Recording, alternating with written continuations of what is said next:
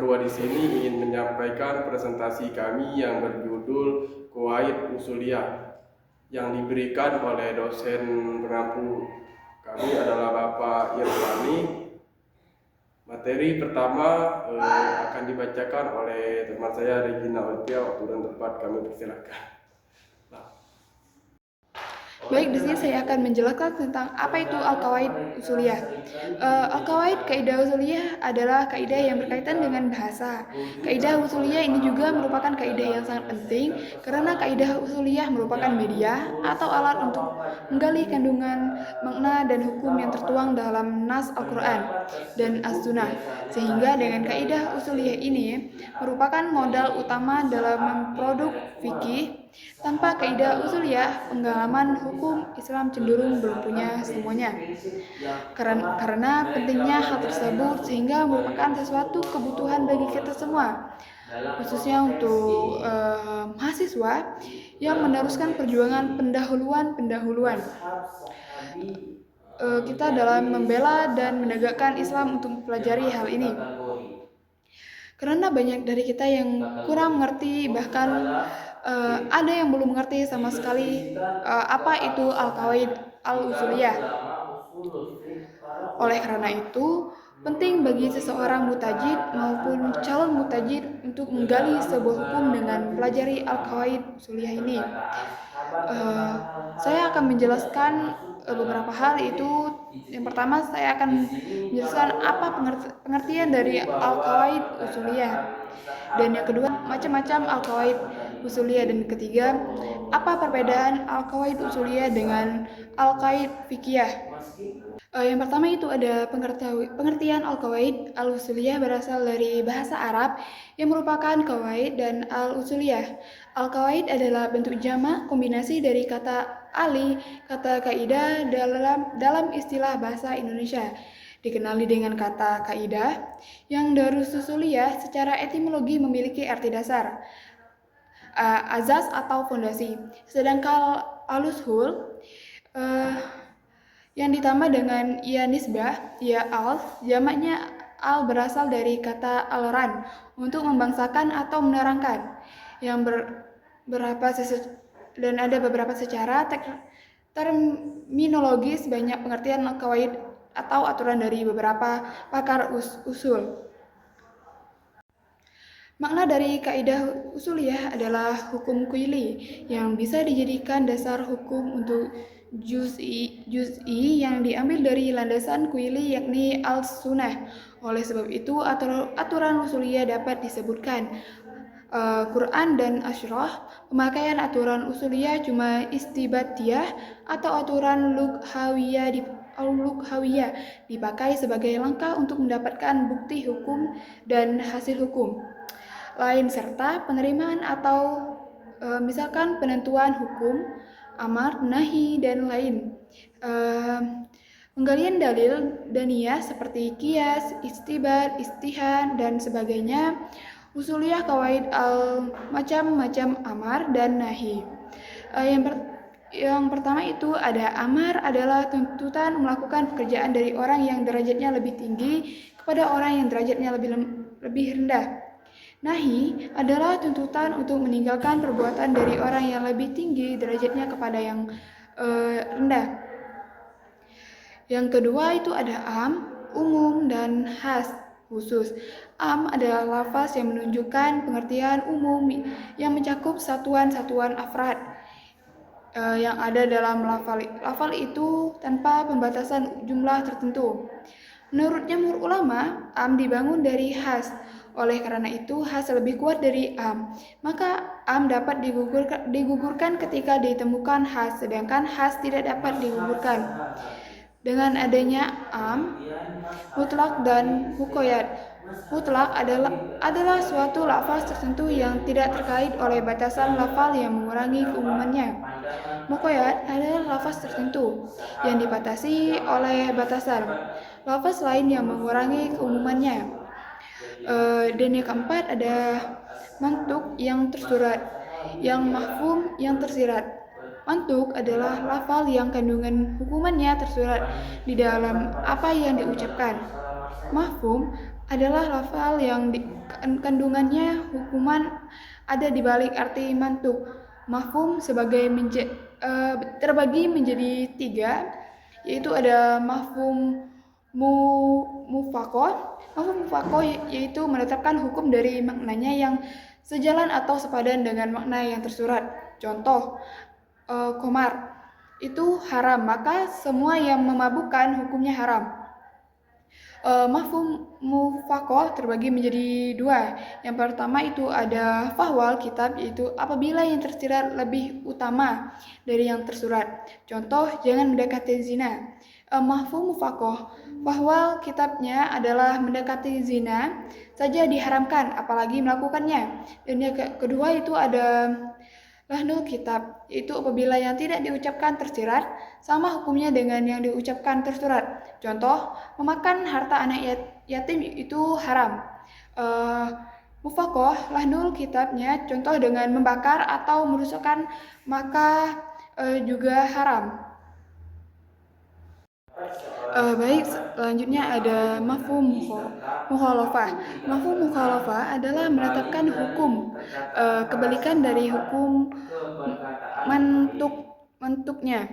Mafhum mukhalafah terbagi menjadi 3. Yang pertama itu ada mafhum dengan sifat, contoh hadis zakat kambing, maka mafhum mukhalafah adalah binatang yang dikandangi, diberi makan, tidak wajib zakat. Dan yang kedua ada mafhum dengan goyah, contoh mafhum mukhalafahnya, apabila fajar datang maka hentikan makan dan minum, artinya puasa dimulai. Dan yang ketiga ada mafhum dengan syarat, contoh mukhalafahnya adalah jika istri yang ditalak tidak hamil, maka mantan suami tidak harus memberi nafkah. Mujamal dan mubayan. Mujamal adalah lafaz yang mencakup kemungkinan segala keadaan dan hukum yang terkandung di dalam lafaz tersebut. Ia bersifat global dan menyeluruh sehingga membingungkan dan tidak dapat diketahui secara jelas. Maksudnya tanpa adanya mubayan, penjelas.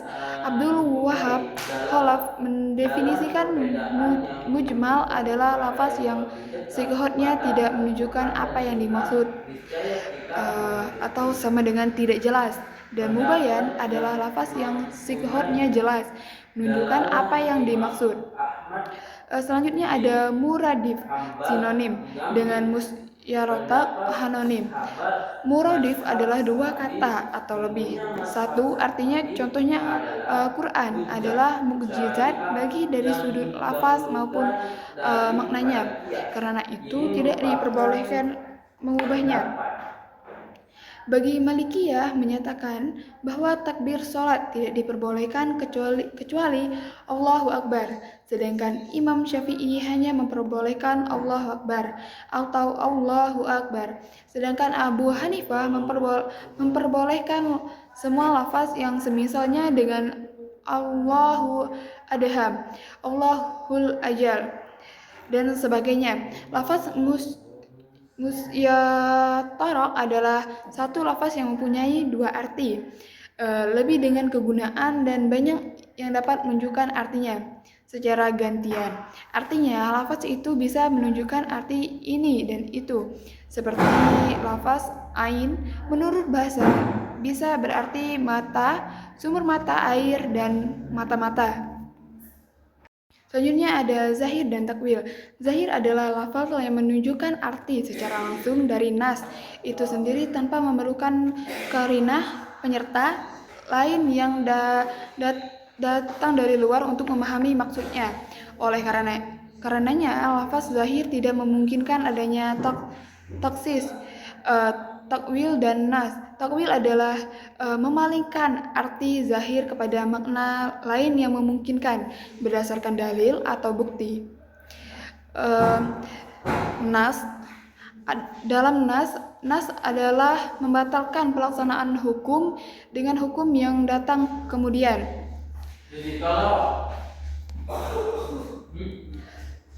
Al-Qawaid Usuliyah Fiqh dan Usul Fiqh adalah dua ilmu yang memiliki jalinan sangat erat.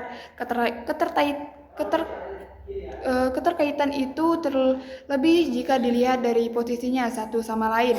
Usul fiqh adalah pokok, sedangkan fiqh berposisi sebagai far atau cabang. Oleh karena itu, utama usul pastilah orang yang faqih, dan demikian juga kebalikannya. Bila tidak begitu, tidak mungkin rasanya seseorang mutajid sanggup menggaruk hukum dari suatu dalil kalau tidak menguasai fiqh. Di lain sisi, fiqh dan usul fiqh adalah dua ilmu yang berbeda dan mandiri, masing-masing berdiri sendiri dan mempunyai objek kajian, dasar pijakan dan tujuan mempelajarinya. Karena itu, sebagai suatu hal yang rasional, kalau kawaid, kedua ilmu itu berbeda. Objek usul fiqh adalah dalil-dalil fiqh yang memiliki sifat global, hukum-hukum fiqh dan yang terkait langsung dengannya. Dengan begitu, kaidah usuliyah dipakai jalan untuk mendapatkan dalil hukum dan hasil hukum, sedang objek ilmu fiqh adalah tindakan-tindakan orang mukallaf dan tiap tindakan yang terkait dengan hukum syara praktis berdasarkan pada hal tersebut. Al-Qawaid al-Usuliyah, kaidah-kaidah usul fiqh berbeda dengan al-Qawaid al-Fiqhiyah, kaidah-kaidah fiqh. Baik, materi selanjutnya akan disampaikan oleh rekan saya dengan Ahmad Titan Oktaviansyah. Saya persilahkan. D. Metode Al-Qawaid Al-Usuliyah. Adapun metode Al-Qawaid Al-Usuliyah adalah sebagai berikut. 1. Mutakalimin. Metode mutakalimin adalah metode yang disarankan oleh para ulama usul fiqh dari sekte mutakalimin yang karakter Al-Syafi'i, Malik bin Anas, Ahmad bin Hambal, dan para pengarut mazhabnya. Ciri-ciri utamanya lebih fokus pada pengkajian hukum atas ayat-ayat Al-Quran dan Sunnah sebagai implementasi dari ide dasar jika yang syar'i hanya Allah dan Rasulnya. Metode itu dilaksanakan dengan skema berpikir edukatif. Mereka menggeruk arti logis dari nas atau asumsi berdasarkan logika logis dan nas. Selanjutnya, dari arti proposi diambil kaidah yang rasional dan umum berdasar pada penalaran logis. Oleh sebab itu, dalam melahirkan kaidah dalil usuliyah dalam nalar mantik dipandang sebagai bagian dasar dari ilmu usul fiqh seperti pengetahuan logika, nadar, dan dilalah. Lapas mengenai arti pengertian istilah dan demonstrasi. Misalkan dalam Al-Quran ada nas yang lafalnya bersigot amr, perintah, seperti perintah untuk melakukan sholat. Selanjutnya sebuah pertanyaan muncul, apa hukum melaksanakan sholat? Haruskah itu dikerjakan wajib atau dianjurkan sunnah? Untuk menjawab itu, maka ulama harus sanggup memastikan hukum yang terkandung di dalam perintah sholat yang kalimatnya bersigot amr. Metode edukatif secara simpel bisa diterangkan sebagai berikut. A. Pernyataan 1. Sholat diperintah oleh Allah Subhanahu wa Ta'ala kepada manusia. B. Pernyataan 2. Allah memandang sholat sebagai suatu hal begitu penting sebab merupakan rukun agama, salah satu dari 5 bangunan Islam, sebagai amal pertama yang dihitung, dan lain-lain. C. Pertanyaan 3. Hamba akan dihina bila tidak mengikuti perintahnya, dan itu dipandang sebagai ketidaktaatan, sama seperti yang difirmankan Allah Subhanahu wa Ta'ala dalam surah An-Nur ayat 63. Pernyataan 4. Suatu tindakan akan disiksa jika dia hilang. D. Mendapatkan pahala jika dilaksanakan adalah wajib dalam fikih atau hukum taklif. E. Pertanyaan 5. Dengan begitu kita disimpulkan jika sholat yang syah itu wajib. Pertanyaan 7. Terdapatnya doa karena ada ayat-ayat yang sigot amar. Selama sebuah lafal dapat dimengerti sesungguhnya jika tidak perlu diarahkan ke arti majazi. Apabila hukum sholat itu wajib dan terdapatnya sholat sebab adanya nas dengan lapas bersikot amar, maka bisa diambil kesimpulan jika asal muasal perintah amar ialah memperlihatkan kewajiban. Dari penguraian pertanyaan di atas bisa dibuat suatu aturan. Sesudah peraturan di atas, maka para ulama memutuskan sebagai ijma. Ketentuan ini mungkin berlaku pada umumnya untuk kebanyakan furu. Namun, sama seperti yang kita kenali, kalau salah satu kekurangan dalam metode dedikatif, ini tidak memperhitungkan furu. Kadang tidak berlaku di sejumlah furu. Karena itu, dalam metode mutakalimin, bermacam kaidah bahasa hukum yang lahir selanjutnya jadi dasar usaha melahirkan bermacam kaidah lain yang merupakan turunan dari kaidah itu hingga bisa dipakai dalam bermacam furu. Turunan dapat benar-benar tergantung pada bagaimana seorang mujtahid bisa mendalami nas dan kekuatan kecerdasannya. 2. Metode Ahnaf. Metode Ahnaf dipakai oleh aliran Hanafi yang dipelopori oleh Imam Abu Hanifah. Dalam metode ini, aliran Hanafiyah memakai lajur istiqra, induksi pada pendapat beberapa imam sebelumnya dan mengumpulkan makna-makna dan batasan yang mereka pakai. Selanjutnya, menyimpulkan mereka tidak memutuskan ketentuan amaliyah sebagai cabang baru dari ketentuan itu, yakni hukum yang sudah diputuskan. Imam tapi cuma memperkokoh. Salah satu contoh aturan usuliyah yang diyakini oleh Hanafiyah adalah aturan mengenai amar dan perintah untuk meninggal, yang sebaliknya didapatkan istiqra edukatif sebagai berikut ini. A. Pertanyaan A1, manusia diperintahkan untuk beriman. Pertanyaan kedua, manusia dilarang untuk tidak percaya. Pertanyaan ketiga, iman kontradiksi dari tidak percaya. Pertanyaan keempat, kejujuran diperintahkan. Pertanyaan kelima, dilarang berbohong. Pertanyaan keenam, kejujuran kontradiksi dari dusta. Ringkasan dari pertanyaan di atas. Kalau tiap perintah untuk melaksanakan suatu hal memiliki arti melarang, yang kebalikannya selanjutnya lahirlah ketentuan an al-amr bal syai'a nahi an sod.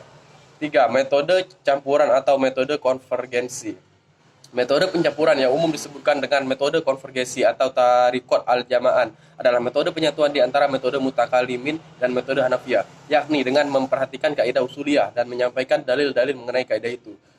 Perhatikan penerapan pada permasalahan fiqh fariyah dan kaitannya dengan aturan. Metode konvergensi adalah metode yang dipakai oleh banyak ulama kontemporer, khususnya dalam memperdebatkan hukum di mana mereka memakai kaidah usul yang ada dan mengambil ringkasan umum induksi dari bermacam furu-furu. Salah satu contohnya ialah ketentuan yang dicetuskan oleh Imam Al-Khattabi, yakni perintah yang ditetapkan oleh suatu yang diketahui tidak bisa ditinggalkan dengan perintah zani. Kaidah ini memiliki sifat edukatif, didapat dengan menimbang kaidah kalau dalam lafaz yang final atau terang tak perlu mencari arti lain selama masih bisa disimpulkan sesuai dengan teks. Adapun induksi didapat dari A. Pertanyaan pertama, kepercayaan yang tidak bisa dikalahkan oleh kebimbangan. B. Pertanyaan kedua, lafaz dilahir lebih kuat daripada lafaz zani. Dari kedua ketentuan di atas, kelihatan jika suatu hal yang pasti lebih kuat dibandingkan yang samar. Jadi kesimpulan dari kedua ketentuan di atas, yakni bahwa perintah berdasarkan suatu hal yang diketahui tidak bisa ditinggalkan dengan perintah zani. Perbedaan al-qawaid al-usuliyah. Dengan al-qawaid al-fiqhiyah, perbedaan antara kaidah usuliyah dan kaidah-kaidah fiqhiyah adalah: 1. Kaidah-kaidah usuliyah adalah timbangan dan parameter untuk melaksanakan istinbat al-ahkam secara betul. Dengan usul fiqh digali hukum-hukum dari dalil-dalilnya, seperti hukum dari perintah-perintah al-amar ialah wajib, kalimat larangan memperintahkan haram. Kaidah usul mencakup semua sisi, sedang kaidah fiqh cuma memiliki sifat qalbiyah pada umumnya. Hingga begitu banyak pengecualian. 3. Kaidah usul fiqh adalah langkah untuk menggali hukum syarak yang praktis, sedangkan kaidah fikih ialah kelompok hukum-hukum yang sama yang kembali pada satu hukum yang serupa. 4. Kaidah usuliyah muncul saat belum furu, sedangkan kaidah fikih ada sesudah furu. Kaidah usuliyah menerangkan persoalan-persoalan yang terdapat di dalam bermacam jenis dalil dan detail yang memungkinkan dikeluarkannya hukum dari dalil-dalil itu. Sedangkan kaidah fikih menerangkan permasalahan fikih yang terhimpun di dalam kaidah tadi. Urgensi Al-Qawaid Al-Usuliyah. Tujuan mempelajari Qawaid Al-Usuliyah pada intinya sama dengan tujuan mempelajari usul fiqh.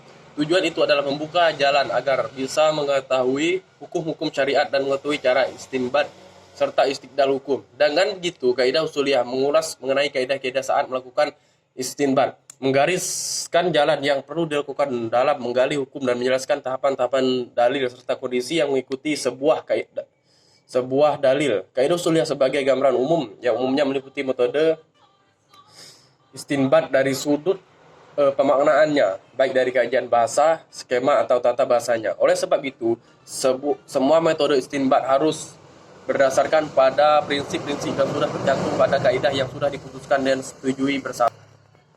Baik, kesimpulan dari kaidah usuliyah adalah hukum kuli yang bisa dijadikan dasar hukum untuk juzi yang diambil dari landasan kuli yakni Al-Quran dan As-Sunnah. Tujuan Al-Qawaid Al-Usuliyah adalah membuka jalan agar bisa mengetahui hukum syariat dan mengetahui cara-cara istinbat serta istidlal hukum.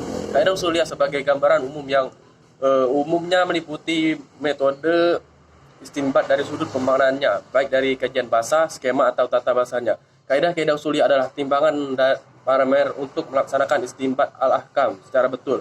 Dengan usul fiqh digali hukum-hukum dari dalil-dalilnya seperti hukum dari kata perintah al-amr ialah wajib, kalimat larangan memperlihatkan haram. Kaidah-kaidah usuliyah muncul saat sebelum furu. Saran bagi pendengar maupun pembaca, pembuatan makalah ini bertujuan untuk menambah wawasan tentang pengertian al-qawaid al-usuliyah dan macam-macam al-qawaid al-usuliyah. Namun, pembuatan makalah ini masih terdapat banyak kesalahan, baik di dalam penulisan maupun penjelasan. Makalah ini juga tidak lengkap oleh Mungkin inilah presentasi dari kami berdua. Jika teman-teman ingin bertanya, silakan bertanya langsung melalui kolom komentar. Demikianlah, bila ada kata-kata yang salah, kami mohon maaf. Kepada Allah kami mohon ampun. Wabillahi taufiq wal hidayah. Wassalamualaikum warahmatullahi wabarakatuh.